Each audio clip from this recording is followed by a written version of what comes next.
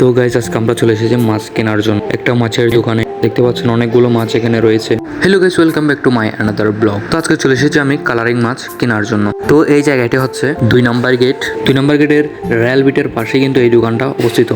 জানেন যে আমরা ছাদে কিন্তু নতুন একটা সেট আপ তৈরি করেছি। ভাবলাম সেখানে কালারিং মাছ চাষ করব। তো আমি আসছিলাম কিছু গাপ্পি মাছ নেওয়ার জন্য। তো আমরা কিছু মৌলি গাপ্পি দেখছিলাম, যেখানে বড় গাপ্পিগুলো 30 টাকা করে জোড়া। এই দোকানে মৌলি গাপ্পিগুলো 100 টাকা করে জোড়া বলছিল, তাই আমি নিতে পারিনি। এখানে কিছু কিন্তু টর্টল রয়েছে, খুবই সুন্দর লাগছে। এগুলো একদম সমুদ্রের মতোই দেখাচ্ছিল। তো এখানে আমি কোন মাছটা নেব অবশ্যই কালার চয়েস করতে পারিনি, তাই মাছও নিতে পারিনি। অবশ্যই আপনারা কমেন্ট করে জানাবেন কোন কালারটা সুন্দর লাগবে এবং কোন জাতের মাছ চাষ করলে ভালো হবে। মাছের পাশাপাশি তারা কিন্তু পাখি এবং কুকুর বিড়ালের খাবার রাখে।